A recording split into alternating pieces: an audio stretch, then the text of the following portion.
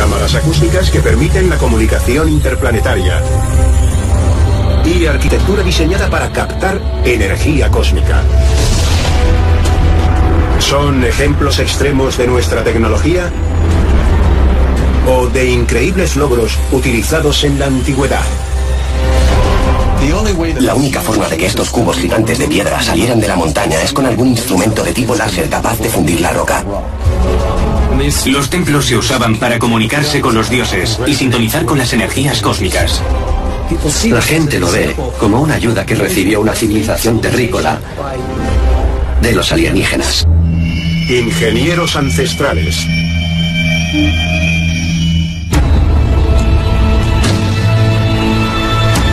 Perú, Suramérica. Montañas de los Andes.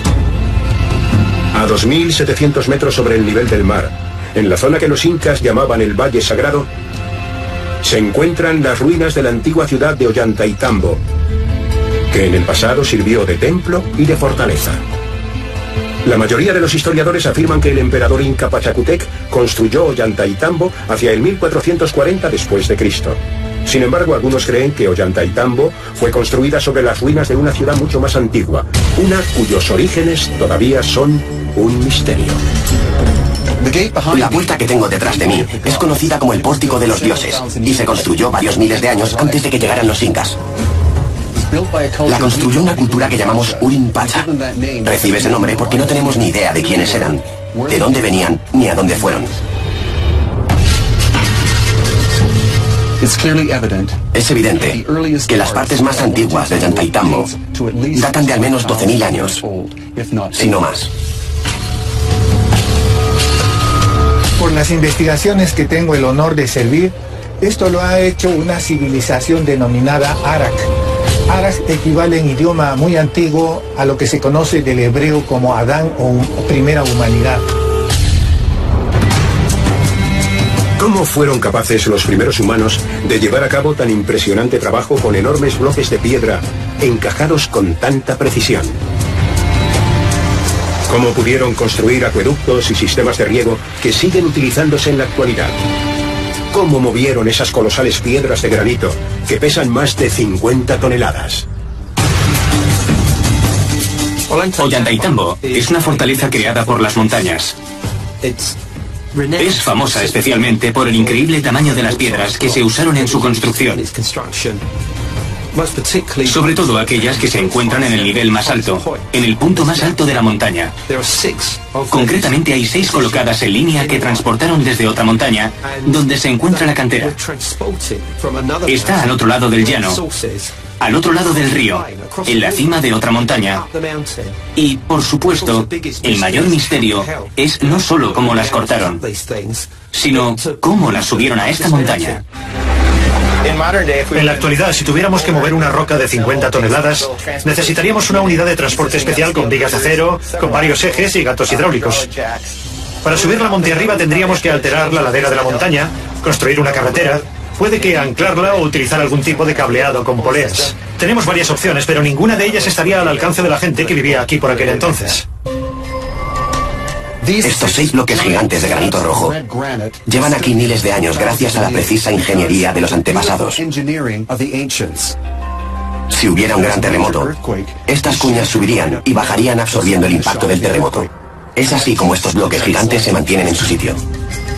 La capacidad de que piedras de varias toneladas encajen a la perfección, de tal manera que no quepa ni un cabello humano entre ellas, no es una cuestión de sudor ni de horas de trabajo, es una cuestión de tecnología.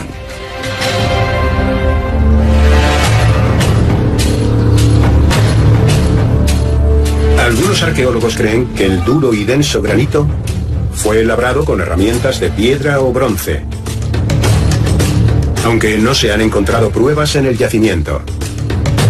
Aún más misterioso es qué sistema usaron para encajar estas enormes piedras, ya que parece que se han fundido mediante una forma de energía desconocida. Es como si hubieran unido 2 piedras y las hubieran soldado con alguna clase de rayo radiactivo o láser que las hubiera fundido. Podrían encajar una tercera piedra y soldarla a las otras. No tenemos explicación de cómo consiguieron crear una fuente de calor tan potente para soldar las rocas de una forma tan precisa. Otra prueba de los métodos utilizados por los antiguos artesanos la encontramos cerca, en el Templo del Cóndor. Aquí se extrajeron enormes bloques de piedra andesita de una cantera llamada la Pared de Roca Maciza. El Templo del Cóndor es curioso, porque encontramos una zona de la que se han extraído unos enormes cubos de piedra andesita, que es muy dura, con tanta precisión que no encontramos ni un arañazo en la superficie. Las esquinas no están afiladas, sino perfectamente redondeadas, y nadie se explica cómo pueden haberlo conseguido. La superficie de la piedra parece áspera, pero cuando la tocamos es lisa como el espejo de un baño, lo que significa que utilizaron alguna especie de proceso de vitrificación. En el fondo de esta zona de extracción observamos un dibujo entrecruzado. En mi opinión, son marcas de sierra. Para mí, este dibujo es la prueba irrefutable de la existencia de una maquinaria ancestral. Las herramientas prehistóricas hubieran sido inútiles. Ollantaytambo está prácticamente hecha de andesita. Para tallar este material se necesita algo más duro que la andesita. Se puede utilizar diamante, pero en la edad de piedra no existía nada para tallar estas rocas. Así que debió ser una herramienta extraterrestre. ¿Es posible que los antiguos constructores de Ollantaytambo emplearan herramientas procedentes de otro mundo, como cree la teoría de los alienígenas ancestrales? Quizá encontraríamos pruebas repasando los primeros mitos sobre la creación de los Andes. En ellos, nuestros fundadores se describían como un hermano y una hermana llamados hijos del Sol. Enviados por el dios Sol, estos seres misteriosos llegaron a la Tierra con algo descrito como un bastón de oro.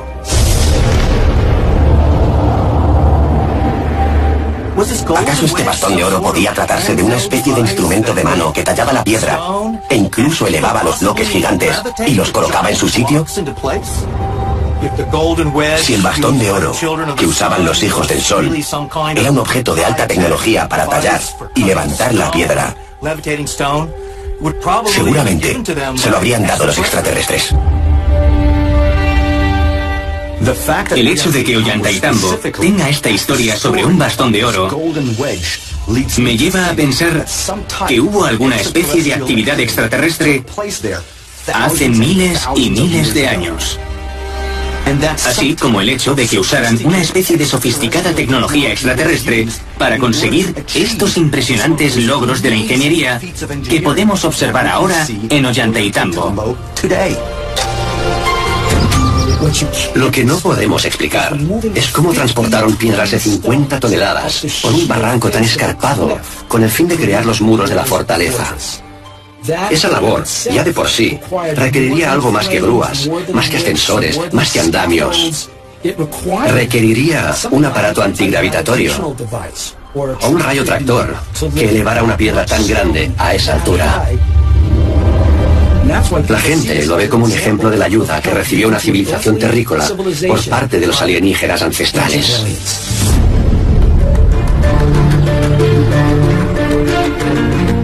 ¿Demuestran los increíbles logros de los pueblos primitivos de los Andes que estuvieron en contacto con seres de otro mundo? Y si así fuera, ¿no existirían pruebas aún más sorprendentes? Hay quien cree que esas pruebas existen y que se encuentran ocultas entre las ruinas de una metrópolis mesoamericana. México Central, 60 kilómetros al noreste de la Ciudad de México. Aquí, en una altiplanicie, se encuentra el enorme yacimiento de la antigua ciudad de Teotihuacán. Fundada hacia el año 100 a.C., y en pie hasta su declive entre los siglos VII y VIII, Teotihuacán fue una de las mayores ciudades del mundo, con más de 150.000 habitantes durante su apogeo. Cuando te adentras en la ciudad, enseguida te impacta su aspecto moderno. Tenemos la calle de los Muertos, que recorre varios kilómetros, a lo largo de los cuales se extiende una arquitectura ceremonial muy significativa, que incluye algunos de los edificios más grandes construidos en el Nuevo Mundo. Según los estudiosos, el avanzado diseño de Teotihuacán sugiere que los constructores del pasado tenían conocimientos de arquitectura de matemáticas complejas y de ciencias astronómicas. Desde el aire, la disposición de la ciudad recuerda un poco al circuito de un ordenador con dos enormes chips procesadores, la pirámide del Sol y la pirámide de la Luna. Los investigadores también han encontrado numerosos parecidos con las pirámides de Egipto. Cuando nos fijamos en estos edificios, encontramos las mismas matemáticas que se usaron para la construcción de la Gran Pirámide y de las demás de la meseta de Giza. La Gran Pirámide de Keops en Giza y la Pirámide del Sol en Teotihuacán tienen una base muy parecida, de casi 70 metros cuadrados. El perímetro de la base de la Pirámide del Sol es 4 veces pi su altura. En el caso de Giza, es 2 veces pi su altura. En esencia, la Pirámide del Sol mide exactamente la mitad de la altura de la Pirámide de Giza. Teotihuacán, en específico, el Templo del Sol, el Templo de la Luna y el Templo de Quetzalcóatl tienen la misma disposición que el Cinturón de Orión, que básicamente es la misma que la de las pirámides que se encuentran en la meseta de Giza. Se puede afirmar que tanto el diseño como la disposición de Teotihuacán y Giza tuvieron la misma influencia, la de unos visitantes extraterrestres, tal como sugiere la teoría de los alienígenas ancestrales. Cuando tenemos unas pirámides tan parecidas como las de Teotihuacán y las de Giza, resulta normal pensar que los mismos constructores y los mismos diseñadores están detrás de estos enormes complejos. El aspecto más enigmático de Teotihuacán es el uso extendido de la mica en numerosas construcciones. Un mineral que solo se encuentra a 5.000 kilómetros de distancia, en Brasil. Se encuentra en todas las construcciones, en las casas, en los templos y en las calles. Está por todas partes. Lo más seguro es que estas láminas de mica se transportaban desde miles de kilómetros de distancia desde Brasil, que es donde se encuentra la fuente más cercana. ¿Por qué harían algo así? Lo que está claro es que no lo hacían por razones decorativas, puesto que no podían verse. La mica tiene unas propiedades eléctricas que la convierten en un buen aislante. Resiste la transmisión de electricidad y también es muy estable sometida a las altas temperaturas. Así que puede emplearse en ventanas de hornos y fundiciones. Es bastante transparente y al mismo tiempo soporta tanto la temperatura como las descargas eléctricas. Sabemos que debían tener un buen motivo para incorporarla, y la única razón que explica su uso es que formase parte de alguna especie de tecnología. Los arqueólogos han descubierto grandes cantidades de cristal de mica en una cámara subterránea, así como en varios pozos que hay debajo de la Avenida de los Muertos. Existe un conducto subterráneo que va desde la cámara de la mica en dirección a la Pirámide del Sol. ¿Sería posible que esta cámara de la mica contuviese un aparato productor de energía? ¿Una especie de planta central que alimentase alguna de las pirámides? Es posible. Hay muchas similitudes entre las pirámides de Teotihuacán y las de Giza. Las dos tienen cámaras interiores. Algunos creen que la Gran Pirámide era un enorme generador de microondas que enviaba un rayo a un satélite o que proporcionaba energía a alguna especie de nave espacial o instalación. Podría haber ocurrido lo mismo en Teotihuacán. Si la Pirámide del Sol fue diseñada para generar energía, como sugiere la teoría de los alienígenas ancestrales, ¿sería posible que sus cámaras y sus pozos de mica hicieran las veces de red energética para toda la ciudad? ¿O podría ser que utilizaran la mica con algún otro propósito de tipo protector? La NASA utiliza la mica para desviar el calor en muchas de sus naves como transbordador espacial. En la reentrada, la parte inferior del transbordador está cubierto de mica y actúa como un perfecto escudo térmico frente a las elevadas temperaturas. ¿Es posible que la mica de Teotihuacán también se utilizara en el pasado como escudo para proteger al pueblo de la potencia de despegue de un transbordador extraterrestre? ¿O incluso de la radiación de algún tipo de nave espacial? Si los antiguos constructores de Teotihuacán utilizaron la mica con el objetivo de generar energía y de protegerse de la radiación, ¿de dónde sacaron los avanzados conocimientos de ingeniería y de construcción? Las primeras descripciones de Teotihuacán hablan de dioses que descendieron del cielo en naves o serpientes aladas y de que allí ocurrió algo extraordinario. Se cree que Teotihuacán, al igual que las antiguas pirámides egipcias, fue construida por los dioses. Estos dioses ascendieron a los cielos en naves que hoy podríamos considerar cohetes. Los constructores debieron aprender los secretos de los dioses. Un interesante parecido con muchos de estos antiguos yacimientos es la mención de los dioses ascendiendo y descendiendo de los cielos. Es muy posible que estos lugares se utilizaran como plataforma de aterrizaje, y es posible que los conocimientos para construir Teotihuacán los proporcionaran los extraterrestres. Las antiguas leyendas sobre seres voladores y otras extrañas criaturas son la prueba de que los extraterrestres influyeron en los logros arquitectónicos de Teotihuacán.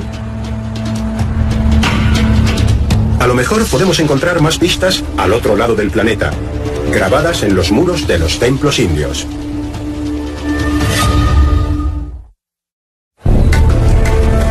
República de la India. Situadas en el subcontinente asiático, en la parte sur del país, se encuentran las ruinas de un enorme complejo conocido como Vijayanagara. Traducido como la ciudad de la victoria, este lugar fue en su día la próspera capital del más poderoso reino hindú. Se cree que Vijayanagara fue construida en el siglo XIV después de Cristo. Sin embargo, hay muchas pruebas que demuestran que es una ciudad mucho más antigua. De hecho, las leyendas hindúes dicen que el antiguo rey Rama conoció a su amigo, el dios mono Hanuman, en una cueva de Vijayanagara. Y eso dataría a la ciudad varios miles de años atrás. Esta región del sur de la India está ocupada por el hombre desde tal vez cientos de miles de años. Mientras la ciudad de Vijayanagara es el mayor asentamiento que haya existido, también es cierto que allí habitaron otras civilizaciones mucho antes. Según los estudiosos, los templos de Vijayanagara se construyeron utilizando las antiguas fórmulas geométricas y matemáticas que solo se encuentran en el Vastu Shastra, un sistema de diseño hindú que se basa en conjugar el arte y la arquitectura con las propiedades elementales de la tierra, el agua, el aire, el fuego y el espacio. La arquitectura Vastu es única, porque crea construcciones que se supone que están en armonía con las energías cósmicas y terrenales. Cuando creamos una construcción, queremos que el edificio esté en armonía con la Tierra. Pensemos que la Tierra está integrada en un sistema nervioso espacial y que el sistema solar es parte del universo espacial. Todo es un solo sistema nervioso. La Tierra está unida al resto del universo y recibe y emana energía mediante este sistema nervioso. Estos templos lo ilustran a la perfección. Podría ser que estos espacios se utilizaran como un medio tecnológico para profundizar en la conciencia humana y comunicarse con los dioses. Los orígenes de la arquitectura Vastu pueden seguirse en la antigua literatura Sangam a través de un héroe mítico llamado Mamuni Mayan, que vivió hace unos 10 o 12.000 años. ¿Quién o qué era esta antigua figura misteriosa? Según las creencias hindúes, Mamuni Mayan es venerado como Vishvakarman, el señor de la creación, la deidad que diseñó y creó la arquitectura divina del universo. ¿Es posible que este dios fuera una entidad extraterrestre, como cree la teoría de los alienígenas ancestrales? Los investigadores apuntan a pistas grabadas en piedra en los templos Vastu de Vijayanagara. Se creía que Vijayanagara era una ciudad que conectaba al pueblo con los dioses. Se decía que los propios dioses habían vivido en ella, Shiva o Rama. Muchas de las extrañas estatuas que hay representan distintas formas de Vishnu. Este parecía una especie de extraño dios extraterrestre. Dichas estatuas todavía existen hoy en Vijayanagara. Según los mitos y leyendas, este es un lugar muy sagrado, porque Rama, que es un dios y una de las reencarnaciones de Vishnu, estuvo aquí. Por eso este sitio se convirtió en sagrado. Podemos encontrar otras pruebas de la auténtica naturaleza de los dioses hindúes en sus escrituras. En poemas épicos como el Mahabharata y Ramayana, y textos sagrados llamados literatura védica, hay referencias a objetos voladores de varias formas y tamaños. En la antigua literatura védica se mencionan los vimanas, que son naves antigravitatorias con las que volaban. La construcción del vimana se detalla en el Mahabharata y en otros libros antiguos que han llegado hasta nosotros. En Vijayanagara encontramos la arquitectura tradicional hindú Vastu. Por tanto, son templos de piedra que tienen forma cónica. Y la propia arquitectura es una especie de copia de las naves o cohetes que ellos llamaban vimanas. En Vijayanagara utilizaban tecnología Vastu. Se utilizaba para construir vehículos voladores. Contaban con la tecnología para crear armas y probablemente para crear una energía que pudiera alimentar a una nave espacial.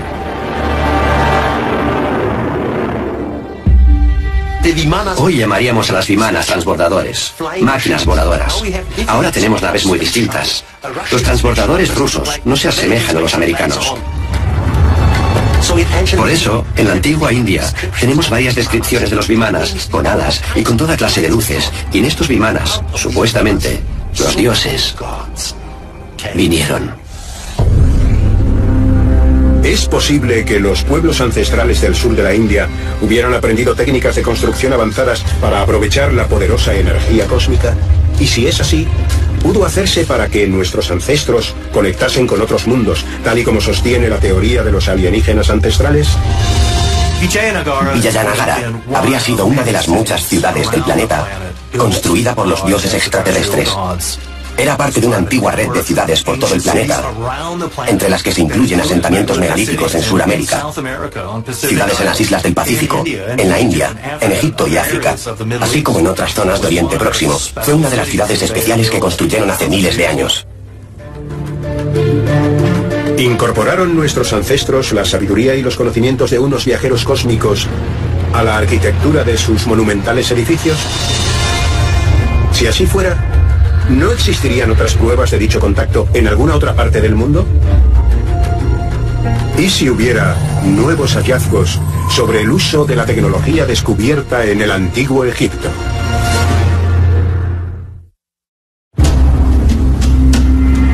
Luxor, Egipto.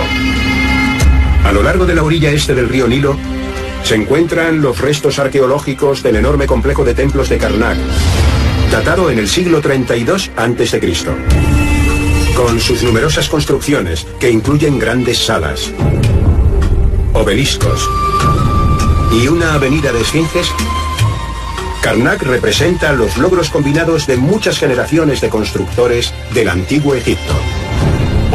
Cuando uno viaja a Luxor y admira el templo de Karnak, ve grandes columnas, obeliscos gigantes. Pero lo que más impresiona de la zona es que se trata de uno de los pocos lugares en el que más de 30 faraones contribuyeron a su tamaño y a su riqueza de conocimientos durante un largo periodo de tiempo.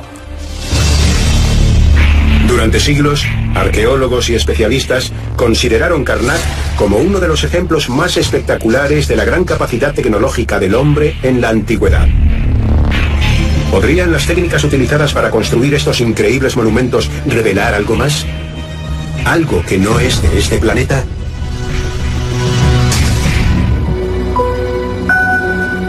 Cuando nos fijamos en los jeroglíficos, nos sorprende lo bonitos que son y la delicadeza con la que se tallaron.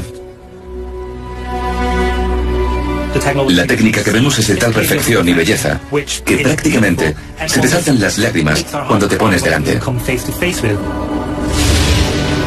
Los expertos creen que las pruebas más impactantes de la existencia de una maquinaria avanzada se pueden encontrar en los monumentos de 4 caras de Karnak llamados obeliscos. El obelisco tiene la misma inscripción en las 4 caras. Son exactamente iguales. Tienen un corte precioso. Son unos jeroglíficos muy elaborados, tallados en granito rojo. Los vemos en la actualidad y pensamos que su tallado debió hacerse con alguna máquina. Por ejemplo, hay ranuras que solo tienen 3 milímetros de ancho y 13 de profundidad. Al mirar dentro, vemos que el fondo parece hecho con una herramienta giratoria. Era una herramienta que perforaba, salía, bajaba, perforaba, salía. La mano humana, da igual lo bueno que seas, no puede hacerlo.